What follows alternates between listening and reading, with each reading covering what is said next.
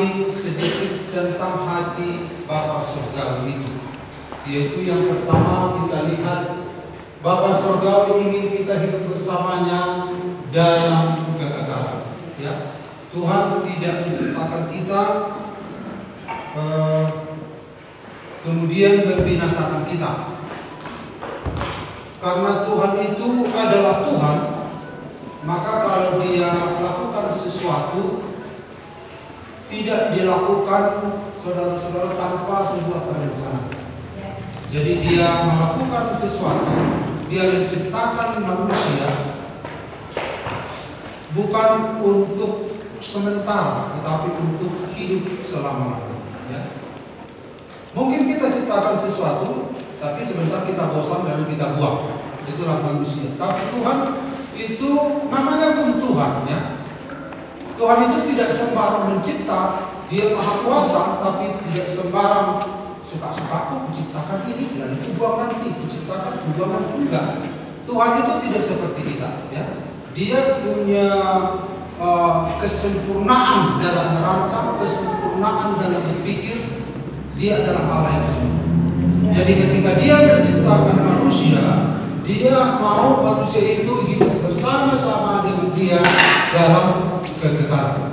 Dalam Kejadian 5 ayat 22 dan 24, dan Henokh hidup bergaul dengan Allah selama 300 tahun lagi setelah ia memperanakan Metusalah dan dia memperanakan anak-anak lelaki dan perempuan. Dan Henokh hidup bergaul dengan Allah, lalu ia tidak ada lagi sebab dia telah diangkat oleh Allah. Jadi Henokh bergaul dengan Allah, lalu dia tidak ada lagi di dunia dan diangkat oleh Allah, hidup bersama-sama dengan Dia. Artinya bahwa itulah kehendak Tuhan, bersama-sama dengan Dia. Ini hanya mengulang saja sedikit. Kita sudah lihat ini minggu lalu. Adam itu hidup bersama-sama dengan Allah, bertatap muka, dan sewaktu-waktu Tuhan menjumpai Adam di Taman Eden pada waktu senja. Dan satu waktu, saudara-saudara, Adam dicari oleh Tuhan. Kenapa dia dicari? Karena ada satu masalah dalam hidup. Adam, di manakah engkau? Karena Adam mulai memiliki spirit yang lain, roh yang lain, dan roh yang lain ini satu waktu kita akan belajar, ya.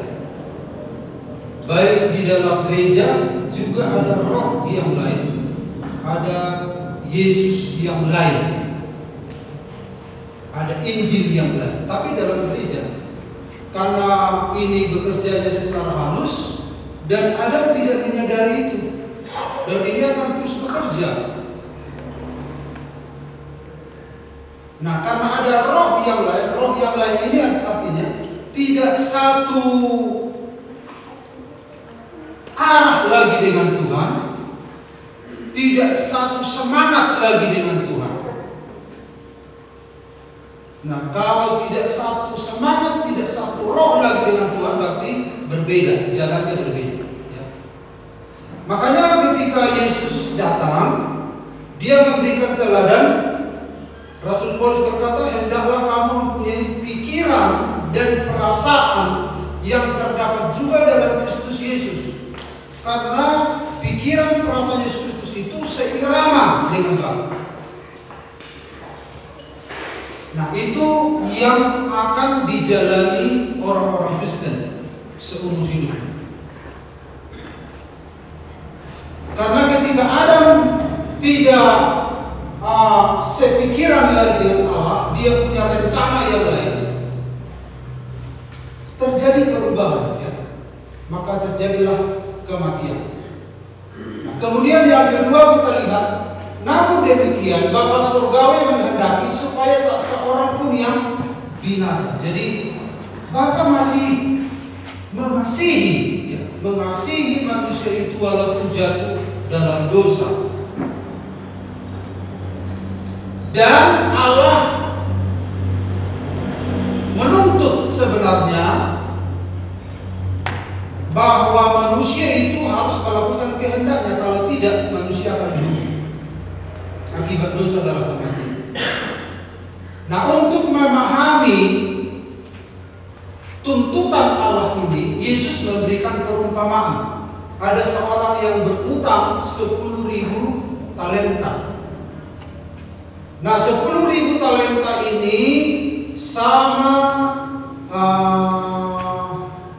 10.000 talenta, satu talenta sama dengan 6.000 dinar, ya. Kita sudah pernah lihat di sini gambarannya, tapi kita bayangkan saja. Berarti kalau 6.000 dinar, berarti 10.000 talenta berapa ribu dinar itu?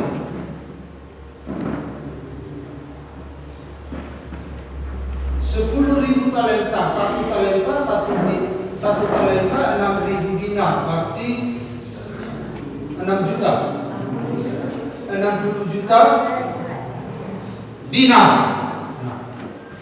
Nah, 1 dinar sama dengan upah 1 hari bekerja. Nah, kalau upah 1 hari bekerja 80.000, 80.000 loh kan gaji rata-rata saudari gereja. Ya, taruhlah sebegitu ya. Nah, 80.000 kali 60 juta berapa? Berapa triliun? Nah. Saya sudah naikkan 80.000 dulu 30.000. Nah, kalau 30.000 satu hari rata-rata berarti 1,8 triliun. Kalau 80.000 berarti berapa triliun itu? 4,8 triliun. Nah, kalau 4,8 triliun, ada nggak orang berhutang 4,8 triliun zaman dulu? Tidak mungkin. Nah, orang ini berhutang kepada raja, datang raja, bayar hutangmu cepat, kalau tidak jual dirimu, jual istrimu, jual anakmu, jual semua apa yang kau punya. Nah, kenapa Yesus memberikan ilustrasi utang orang ini sebanyak itu 4,8 triliun? Tidak mungkin. Nah, 4,8 triliun ini artinya itulah dosa-dosa manusia yang tidak bisa dibayar. Nah, ketika orang ini minta ampuni saya, tolonglah ampuni saya, sampai nangis-nangis, keluar minusnya, sampai jungkir balik mungkin merangkak, istrinya juga, anaknya juga, ampuni kami, ampuni kami. Tergerak-tergeraklah hati raja itu dengan belas kasihan. Oke, ku hapuskan utangmu. Ketika utangnya dihapuskan, siapa yang rugi? Raja. Raja yang rugi supaya orang ini bebas. Nah, ketika manusia jatuh dalam dosa, manusia tidak bisa membayar kepada Tuhan supaya dia bebas. Dia dikejar hukuman, harus dihukum, harus dihukum. Jadi manusia itu berhutang begitu besar dosanya. Nah, karena begitu besar kasih Allah akan dunia ini, dikatakan di sini. Karena begitu besar kasih Allah akan dunia ini, sehingga Ia mengaruniakan anaknya yang tunggal. Artinya Allah yang dirugikan karena manusia berdosa, tetapi Allah yang mengorbankan dirinya. Jadi Allah itu yang rugi untuk manusia. Jadi ketika Yesus disalib, itu bicara tentang Allah dirugikan manusia. Karena manusia nggak bisa memberikan solusi. Jadi Yesus itu tidak disalib, hehehe, katanya, aku adalah Tuhan. Lalu Allah Bapa juga, iya, nanti kau disalib ke situ, kita kan Allah. Nggak begitu. Karena besar kasih Allah bagi manusia, jadi Dia yang memberikan solusi bagi manusia itu.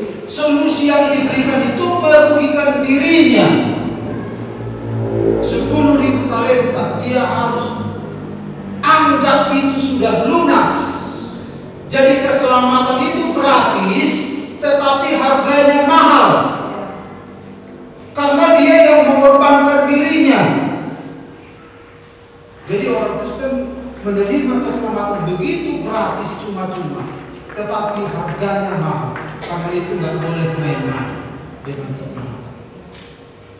Nah, kita sudah lihat minggu yang lalu ilustrasinya bagaimana sebuah kasus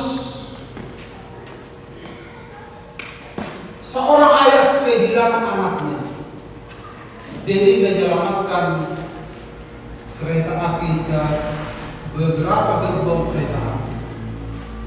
Itu ilustrasi yang cukup menggugah. Tapi jangan tiru ya, jangan korbankan anak. Tidak ada lagi yang seperti itu. Ini adalah ilustrasi sebuah kasus yang diangkat untuk menunjukkan kebesaran kasih Allah. Jadi kalau Bapak Ibu coba-coba itu nanti masuk neraka, anak itu harus dikasih. Tapi ini adalah sebuah kasus, jangan diulang-ulang. Nah, lalu kita lihat yang ketiga, ya. Inilah riwayat Nuh. Nuh adalah seorang yang benar dan tidak bercela di antara orang-orang sejamannya. Dan Nuh itu hidup bergaul dengan Allah. Bapa surgawi ini kita menikmati hubungan dengannya sejak di bumi. Setelah kita diselamatkan oleh Tuhan, Allah ingin kita bergaul dengan Dia di bumi, menikmati hubungan di bumi ini seperti Henokh. Jadi menikmati hubungan dengan Tuhan tidak nanti di surga, di bumi. Di bumi ini Dia rindu itu. Nah, bagaimana caranya? Kalau kita lihat, saudara-saudara, ini adalah Bapa, Anak, Roh Kudus. Hubungan itu Tuhan inginkan terjadi dalam sebuah keluarga. Dan walaupun mungkin keluarga kita tidak lengkap sekarang, tidak berarti hubungan kita itu terhalang. Tidak. Jadi saudara-saudara, Bapa, Anak, Roh Kudus itu ingin menerapkan di dalam sebuah keluarga. Bisa saja ibu, bisa saja anak, yang jelas hati Bapa surgawi itu dinikmati di dalam hubungan itu. Nah, saudara-saudara, ini adalah satu ilustrasi seorang anak Tuhan ingin mengenal Bapa. Manusia itu ingin mengenal Bapa surga. Semua manusia ingin mengenal Bapa surga. Dan mengenal Bapa surgawi itu mudah didapatkan di dalam sebuah rumah. Lepas dari bagaimana kondisi rumah tangga kita, tetapi setelah kita percaya pada Yesus, kita bisa menunjukkan gambar Bapa dalam rumah tangga kita masing-masing. Nah, jadi saudara-saudara, Bapa di surga ingin menunjukkan dirinya. Inilah aku, anak. Di dalam rumah itu, Tuhan ingin lewat orang-orang di rumah itu, anggota keluarga mengenal Bapa lewat kita-kita.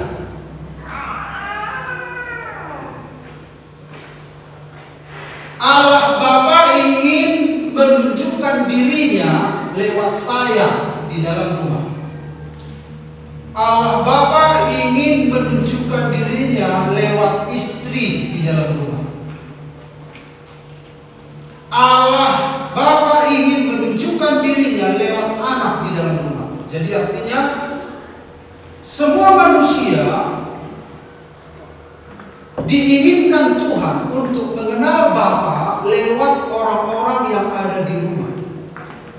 Artinya orang-orang yang ada di rumah menjadi cermin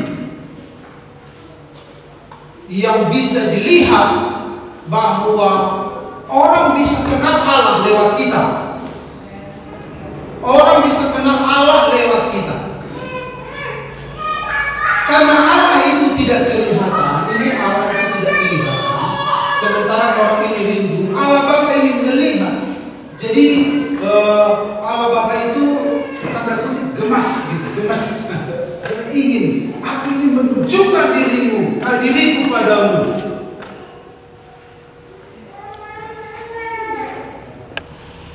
Nah, tetapi saudara-saudara, apa yang terjadi di antara Allah dan anak ini? Ada sesuatu yang menghalangi. Jadi ketika anak ini ingin, Bapa Engkau sungguh baik. Jadi seorang anak akan mudah mengenal Allah lewat orang tuanya. Makanya kalau orang tuanya, saudara-saudara, gagal menunjukkan siapa Allah, jadi ketika Bapa Engkau sungguh baik, langsung terbaik bapaknya, karena bapak itu. Jadi yang dia bayangkan apa? Bapak itu begini.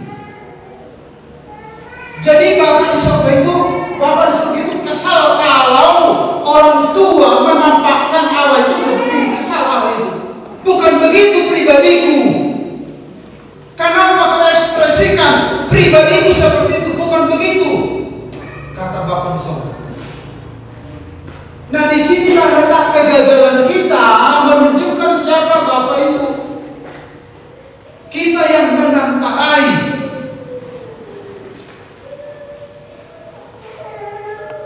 Jadi saudara-saudara, banyak anak yang berkata, aku mau seperti Papa, katanya. Karena dia melihat sesuatu. Ya. Jadi ketika dia menyembah Tuhan, dia berpikir Bapa di bumi saja bisa begini, apalagi Bapa di surga.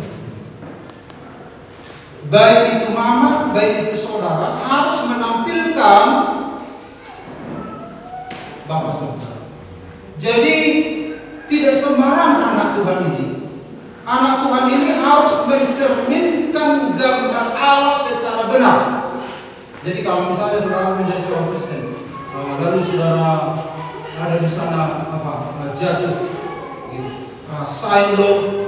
rasain lo seiring matanya tong dalam. Nah ini anak Tuhan ini. Lalu orang itu berharap, aduh dia memperhatikan aku, mudah-mudahan memberikan motivasi. Tapi yang keluar dari mulut orang ini, rasain kau. Orang Kristen saja begitu, bagaimana? Jadi dia sulit mempercayai Bapa. Katanya anak Tuhan, tapi pernyataannya anak hantu. Jadi sulit orang mengenal Bapa surgawi karena anak-anaknya gagal menunjukkan siapa Bapa di surga.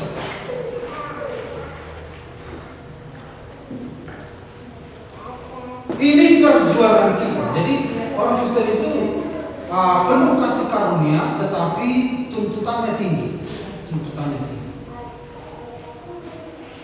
Tetapi walaupun tuntutannya tinggi, Bapa di surga selalu sabar memberikan adiga kenanmu bagi lekonaten. Saya meila bahwa ipatudu diriku Tuhan, alai salah ketuduhan. Pedang yau. Dan ada kudok somoni, tapi dok somoni. Inna Tuhan, gitu kan?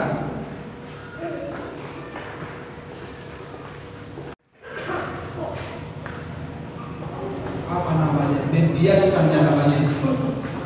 Memantulkan, membiaskan Bapa. Jangan sampai gagal. Kitalah yang telah dijamah oleh Tuhan, yang telah diselamatkan oleh Tuhan, bertanggung jawab menunjukkan siapa Bapa kepada dunia. Kemudian pertama-tama dalam rumah tangga. Banyak orang di dalam rumah tangga akhirnya meninggalkan Tuhan. Karena apa? Orang tua saya begini, saya nggak yakin sama Tuhan, nggak percaya saya, nggak percaya saya. Ada orang ketika dia satu waktu menyembah Tuhan, dia adalah Bapa kita yang baik. Ini anak Tuhan ini udah kaum muda itu, udah rajin kursus sekolah minggu, kaum muda. Jadi ketika diajarkan dia adalah Bapa yang mengasihi kita, tahu. Padahal sudah melayani, dia tahu. Tapi terus melayani. Dia adalah Bapa yang baik, dia mengerti kita, dia mengasihi kita.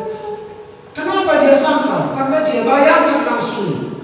Tidak ada mimik wajahnya berseri-seri dari orang tuanya. Setiap anaknya itu melakukan sesuatu selalu cebrut, selalu besok. Akhirnya dia putus asa. Akhirnya dia mencari penerimaan dari orang lain. Jadi Roma dulu itu berjunai bapakku udah kedok semua. Tapi cuci do piring, cuci do baju, bos do baju. Bapak, kemana? Bayar sedikit. Lama, rusai kerja terlalu. Apa itu kau melatih bunda, melatih? Tidak senang. Apa sih doli dia? Orang kotik itu apa gimana dia kan dipuji. Waktu sudah itu. Ada satu suami istri yang suaminya ganteng, istrinya cantik sekali. Cantik sekali. Kaya raya, punya mobil, punya sedan, punya rumah yang besar.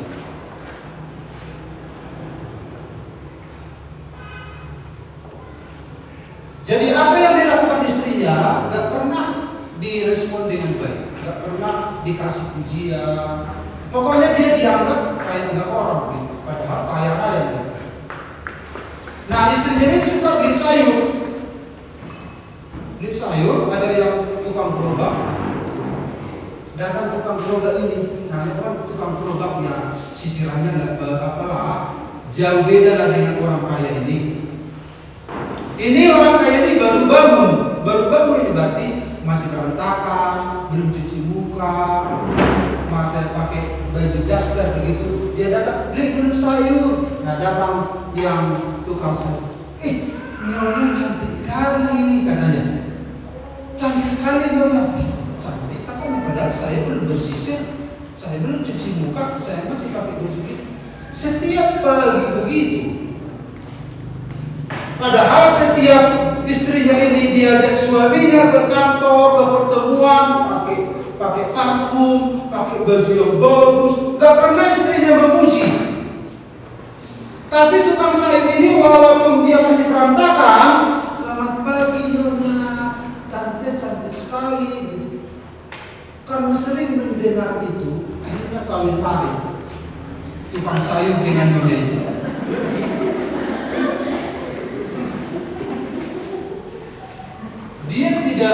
Dia tidak apa dirinya nggak level orang itu kan, tapi karena ada dorongan, ada ujian, ada sokongan yang positif, dia mengambil keputusan dengan matang-matang. Dia pergi dengan tukang sayur. Artinya memang itu tidak bagus, ya, jangan ditiru. Tapi yang kita lihat di sini adalah perlunya kita menunjukkan sesuatu yang positif sama anak kita juga, sama pasangan kita, sama suami kita. Ini pasangan hidup ini kan makin lama makin merosot, makin merosot. Aromanya pun makin berubah, semakin aroma tanah.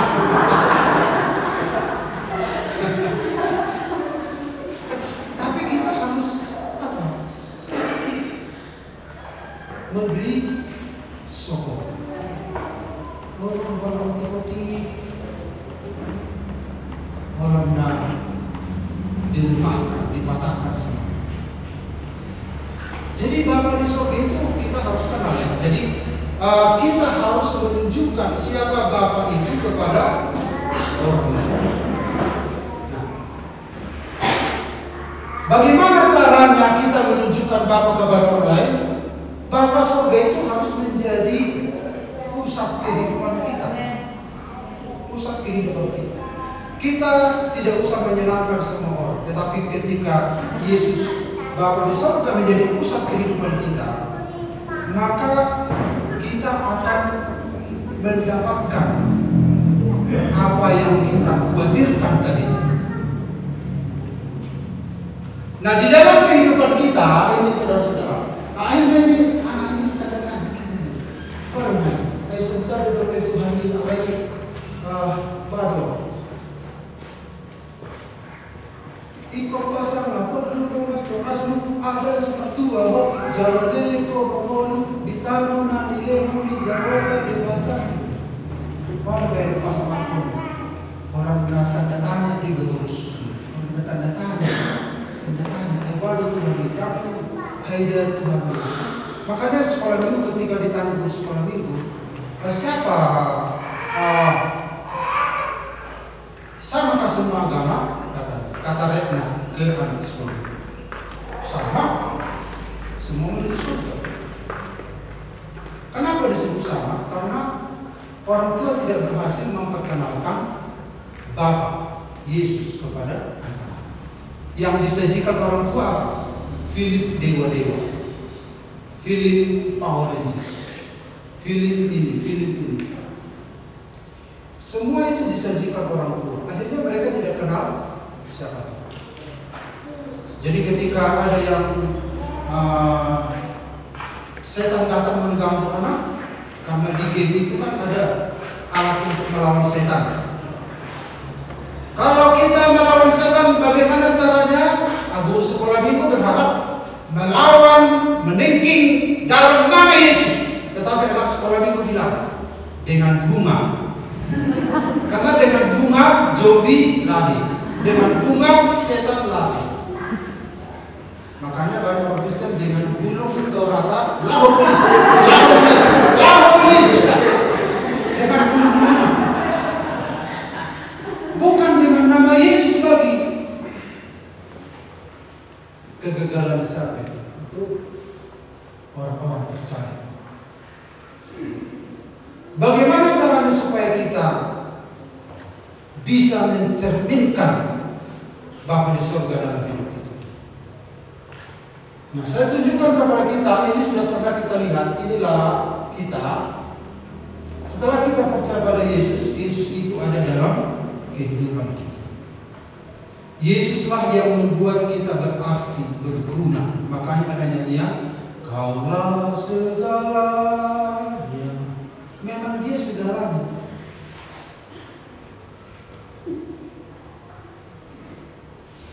Di dalam hidup. Dan jadi kalau misalnya kita punya makanan, langsung dia berdoa, Kaulah segalanya.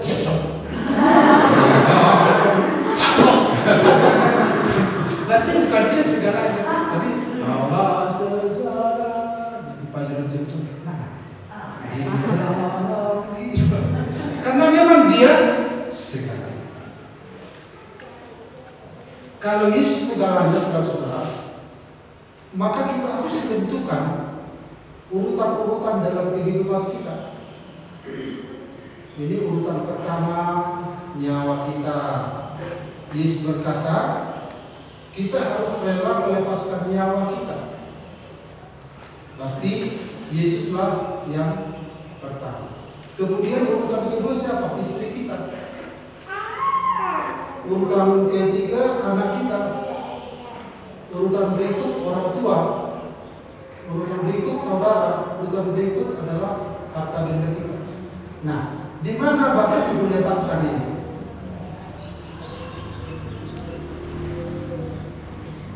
Jadi kalau anak-anak Tuhan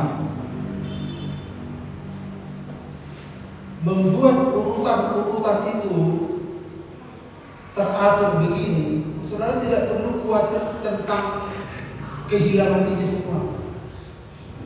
Karena Yesus ada dalam hidup saudara. Saudara menjaga hubungan dengan Bapa saudara. Dialah segalanya dalam hidup kita. Bukan nyawa saudara segalanya, bukan istri, bukan anak, bukan orang tua saudara, harta benda. Inilah lingkaran-lingkaran dalam kehidupan kita. Saudara harus bisa, ya. Jadi kadang-kala anak-anak Tuhan membuat saudaranya lingkaran pertama, makanya istrinya diabaikan. Padahal di dalam Alkitab yang sedaging hanya pasangan, sementara anak adalah hasil perkawinan. Dengan anak tidak disebut sedaging. Yang sedaging adalah pasangan. Itu melambangkan hubungan Kristus dengan jemaat. Hasil hubungan itu anak. Jadi urutannya itu harus tahu. Nah, ada orang karena anaknya sono bebek kok gelek ya, dak so yahote, dak so jagote, siram ketahu begitu. Masa anak yang menceraikan pernikahan, padahal anak ada karena pernikahan. Atau begini, siram ketahu hitam, mau saya hargai pada orang tuaku, urutan keberapa? Saudara buat orang tua. Bukankah ketika menikah mereka ini dilepaskan, laki-laki dan perempuan dilepaskan begitu menjadi sebuah keluarga, dan orang tua menjadi urutan lebih mundur lagi. Kemudian urutan berikut kepemilikan kita. Nah, andai kata ini, makanya hari Minggu yang lalu saya singgung kepada kita, saya diberikan Tuhan sebuah pengertian, ya, betapa sedihnya waktu kehilangan saudara, sedih sekali. Waktu meninggal Jonathan, sangat sedih. Saya berusaha berdoa supaya Tuhan nyatakan mujizat. Dia juga minta maaf, minta ampun, minta ampunlah apa yang kulakukan, saya salah. Saya berdoa supaya Tuhan nyatakan mujizat. Nah, tapi kehendak Tuhan lain. Nah, akhirnya dia meninggal. Sangat sedih. Kemudian tidak lama kemudian meninggal orang tua kami di Kediri. Tapi sebelum itu bapak orang tua kami, ya, bapak ibu kedua senior kita meninggal. Saya mengerti tentang kehilangan. Nah, kenapa Tuhan izinkan kehilangan? Misalnya kehilangan barang, kehilangan saudara, kehilangan orang tua. Kehilangan orang tua jauh lebih sakit daripada kehilangan saudara. Kehilangan pasangan jauh lebih sakit daripada kehilangan orang tua. Jadi ini, kalau ini hilang, tidak lebih sakit jika kehilangan ini. Kalau ini hilang, tidak lebih sakit jika kita kehilangan ini. Sedemikian selanjutnya. Nah, kenapa terjadi kehilangan ini? Tuhan izinkan, ya. Tuhan tidak membuat kehilangan itu. Tapi dalam kehilangan itu seolah-olah Tuhan memberikan pengertian. Dan Bapak Ibu, rasa hilang itu akan begitu sakit tergantung seberapa besar kasih saudara kepada orang itu. Ya, ada juga yang kehilangan, walaupun istrinya hilang juga nggak masalah. Tapi tergantung kasihnya, ya. Jadi kasih itu yang menentukan tingkat duka cita yang dialami. Kasih cinta itu. Nah, misalnya kalau kita kehilangan barang, kita kehilangan barang ini nggak masalah. Tapi kalau kehilangan barang ini, waduh, sedih sekali begitu. Tergantung seberapa hebat sayangnya kita kepada barang itu. Tapi umumnya urutan-urutan ini menunjukkan tingkat kesayangan kita, tingkat kepedulian kita. Jadi kenapa Tuhan izinkan kehilangan itu, saudara-saudara? Kehilangan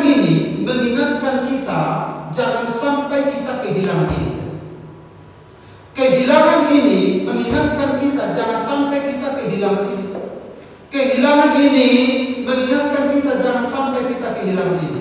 Kehilangan ini mengingatkan kita jangan sampai kehilangan ini. Kehilangan ini mengingatkan kita jangan sampai kehilangan ini. Kehilangan ini mengingatkan kita jangan sampai kehilangan.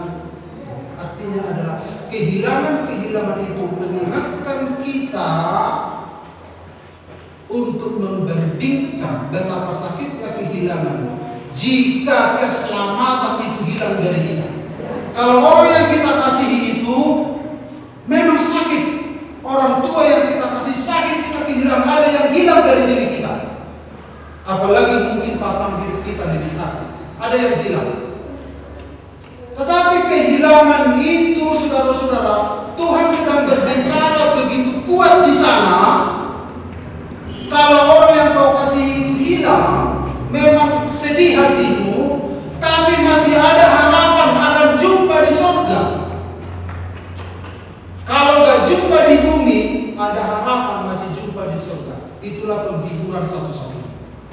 Tapi engkau kalau kehilangan dari hadirat Tuhan, tidak akan jumpa selama-lamanya. Kalau engkau kehilangan keselamatan, tidak akan jumpa selama-lamanya. Dan artinya saudara-saudara, kehilangan-kehilangan yang kita alami itu untuk memperkokoh pegangan kita. Jangan sampai kehilangan keselamatan kita. Itulah yang telah Yesus perjuangkan di Kalvari. Nah, kalau kita sudah memiliki Yesus dalam hidup kita, saudara tidak perlu khawatir tentang ini. Nah, saya tunjukkan lagi gambar yang terakhir. Inilah kehidupan kita. Tidak perlu khawatir tentang ini selama kita terhubung dengan Bapa Surga. Tidak perlu khawatir. Ketika kita menjadi anak Tuhan, Bapa di surga ingin mencurahkan lebih hebat lagi kasih-Nya dalam hidup kita. Joseph Prince memberikan ilustrasi entah dalam mimpi ketika saya mendengar khotbah. Setiap orang percaya itu terhubung dengan pipa-pipa dari surga dan mengalir begitu rupa, baik kebutuhan, perlindungan, hubungan, pemeliharaan, kesembuhan, masa depan, penerimaan. Jadi ketika Yesus menjadi pusat kehidupan kita, inilah yang Tuhan alirkan dalam hidup kita. Semua apa yang Dia punya, Dia berikan kepada kita. Saudara tidak perlu takut kehilangan ini, tetapi saudara harus fokus kepada apa yang Tuhan sedang curahkan dalam kehidupan kita. Jadi kita kerjanya menerima.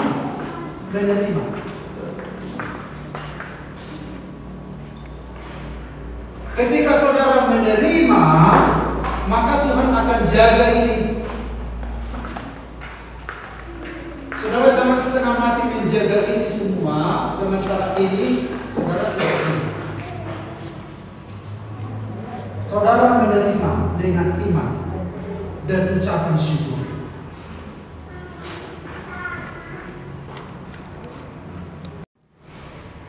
Tapi konteksnya ini semua kasih karunia Tuhan tentu. Paulus berkata lebih berbahagia memberi daripada menerima. Ini konteks tentang Tuhan yang menyalurkan berkat. Jadi ketika kita menerima, semua terhubung dengan surga bagi kehidupan kita masing-masing. Nah, di bagian mana kita khawatir, tidak ada syukur, pipa-pipa itu berhenti. Misalnya, saya tunjukkan. Mungkinkah Tuhan menerima aku? Mungkinkah Tuhan menyambut aku? Itu saudara sedang khawatir itu. Mungkinkah Tuhan berkenan sama aku? Mungkinkah Tuhan mengampuni dosaku? Ketika saudara khawatir tentang kasih Tuhan, itu berhenti dari ini.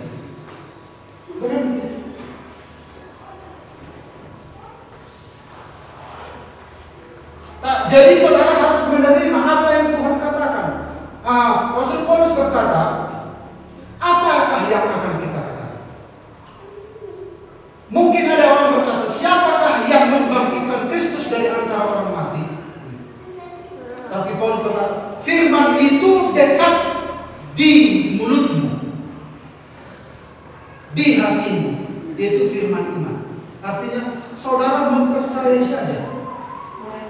Saudara mempercayai saja. Kalau Tuhan berkata, aku menerima engkau, jangan izinkan kekhawatiran menghambat ini, menghambat ini. Yang Tuhan katakan itu yang mengatakan Allah, Alfa dan Omega, bukan saudara. Kalau saya mengatakan aku mengasihi, bisa saja saudara berkata, bohong. Bisa, saya tidak sangka, karena saya manusia. Tapi kalau Allah yang mengatakan, ya sudah, terima saja. Amin, aku terima. Yes, yes, yes, begitu. Pikiran saudara yang bergulat di sana. Makanya Paulus berkata, tundukkan pikiranmu kepada Kristus. Nah, misalnya di bagian ini saudara khawatir hubungan. Ketika saudara khawatir, berhenti. Di mana saudara khawatir, di situ berhenti anugerah Tuhan. Di mana saudara tidak mengucap syukur, di situ berhenti anugerah Tuhan. Baik ketika saudara sakit, bilang saya bilang, aku terima kesembuhan. Ya Tuhan, aku sudah terima, aku sedang terima Tuhan. Terima kasih Tuhan, aku terima. Jadi jangan khawatir tentang hubungan ini. Ini yang saudara, penerimaan Bapa terhadap saudara yang perlu saudara alirkan sehingga hubungan itu akan diciptakan begitu rupa. Nah, ketika ini saudara mulai mengerti, Tuhan, aku percaya Engkau menerimaku, maka aliran itu mengalir lagi. Di mana tidak ada kekhawatiran, di situ aliran itu lancar. Ketika saudara khawatir, saudara meragukan Tuhan. Tapi ketika saudara mempercayai Tuhan, kuasa itu mengalir dalam kehidupan kita. Dia akan memelihara saudara. Amin. Saudara tinggal katakan amin. Yes, amin, amin, amin, amin. Jadi penerimaan masa depan. Lalu saudara berpikir, bagaimana masa depanku? Pengetahuanku kan begini, pendapatanku kan begini. Tuhan mengatakan, aku merancangkan masa depan. Amin. Yes, amin, amin. Itu harus mengalir terus dalam hidup saudara. Saudara biarkan keyakinan itu dan biarkan juga mengalir anugerahnya dalam hidup kita. Jadi anugerah itu tidak terletak pada syarat yang kita penuhi. Dari Tuhan begitu sifatnya. Dari Tuhan itu tidak menuntut syarat, tetapi berdasarkan keyakinan. Abraham dibenarkan berdasarkan iman, bukan berdasarkan perbuatan. Saudara terima dengan syukur, baik masa depan, kesembuhan, pemeliharaan, Tuhan akan pelihara. Bebaskan keyakinan itu dan mengalirlah pemeliharaan, hubungan, perlindungan, kebutuhan kita. Gak usah khawatirkan tentang lingkaran-lingkaran itu. Tuhan akan menjaga ini semua. Tetapi Tuhan izinkan ini hilang satu-satu hanya untuk mewaspadai hilangnya hubungan kita dengan Tuhan. Karena ketika hilang hubungan kita dengan Tuhan, sudah selesai. Apapun yang saudara cita-citakan, apapun yang saudara inginkan, ada ketakutan di sana, ada kekurangan di sana, tidak ada harapan. Karena yang memberi harapan adalah Bapa surgawi kita. Amin. Bebaskanlah anugerah itu mengalir dalam hidup kita. Anugerah dalam pipa-pipa emas itu secara rohani mengalir bagi tubuh kita yang sakit, bagi pikiran kita, bagi ekonomi kita, apalagi pantai sedang digusur. Biarkan Tuhan pelihara. Amin. Dia pelihara. Nah itu mengalir. Biarkan saja iman saudara mengalir ya. Dan dia akan mengalirkan. Yes, kata Tuhan. Tuhan yang berkuasa atas kehidupan kita. Itulah kasih Bapa. Dengan musik akan ke depan kita akan